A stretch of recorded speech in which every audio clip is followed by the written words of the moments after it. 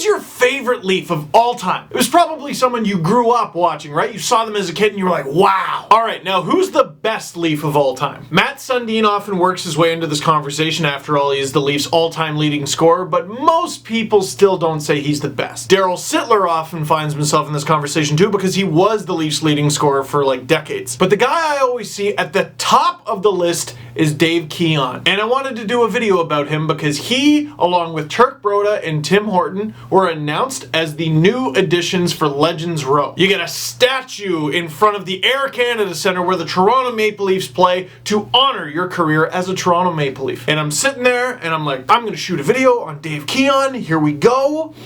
And I got nothing. I'm a massive Leaf fan. I've kind of made it my life and my living, and I don't know who the greatest Leaf of all time is. That's because you're an idiot, Steve. Okay, that may well be, but consider this. Dave Keon's last season as a Toronto Maple Leaf ended in 1975. 13 years before I was born. Then consider how many people watching this video right now are even younger than that. Dave Keon won the Calder Trophy, he won the Lady Byng twice, he won the Stanley Cup 4 times, and even captured the 1967 Conn Smythe Trophy. As a younger Leaf fan, it's almost incomprehensible to me that a Leaf could win the Conn Smythe. That's an award you get in the playoffs, and what the heck are those? I borrowed this hat from a friend of mine. It's from the final season at Maple Leaf Gardens, and it says memories and dreams on it. Well, dreams come from a mishmash of your past experiences, from your memories. And for decades now, the Toronto Maple Leafs have not honored the memory of Dave Keon. Even younger Leaf fans can appreciate a guy like Johnny Bower, because he's at every event, he's always there, he's always in our sight and in our mind. Dave Keon hasn't had that experience. Now, was some of that exile or banishment of Keon, or was that Keon being difficult and saying, no, I don't want any part of this? A lot of ex-Toronto Maple Leafs from the Harold Ballard era really hold some disdain for that time. Dave Keon's one of those players. They wouldn't pay him his money, they wouldn't release him, and that's just some of the stuff that went on. And you can say, well, hey, that's the past. Come on, man, just let it go.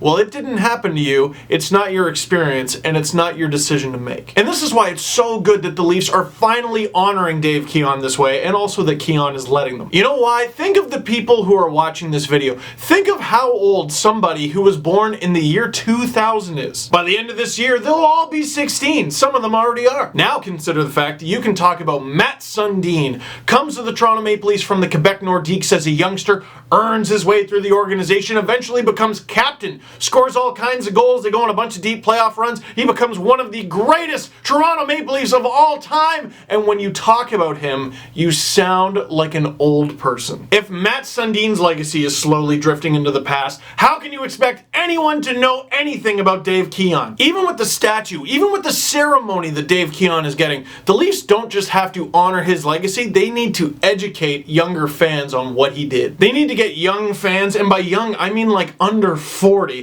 to appreciate this guy's legacy and what he did. Show me clips. I want to see tons of Dave Keon clips. Put together all the highlight reels. Make it available on MapleLeafs.com. How hard can it be? It's MapleLeafs.com. Boston Bruins fans can revere all-time great Bobby Orr. Montreal Canadiens fans can revere legend after legend, and Maple Leafs fans get what? A tragically hip song. The Leafs are rebuilding, and I personally kind of like the way things are going, and I think they're doing the right things. But until the future arrives, let's be honest, they kind of suck. With the future arriving fashionably late and the present being as dull as it currently is, what do Leafs fans have if you don't honor the past? You tell me Dave Keon was the best Leaf of all time. You tell me he was a fantastic two-way player. He was the Jonathan Toews of his day.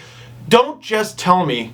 Show me. I want to see what a Leaf succeeding looks like. I want to see what a Leaf winning trophies looks like. I want to see what a Leaf winning looks like. This is such an opportunity to right some of the wrongs of the Leafs past. To show that once upon a time, you know what? The Leafs were pretty good, and they had some pretty good players too. And it's all subjective, but here's why some people call Keon the best. I hope, and I think all Leafs fans should hope, that this reconciliation between the Toronto Maple Leafs and Dave Keon is only the beginning. Because I don't know much about Keon, but trust me, I'm dying to learn.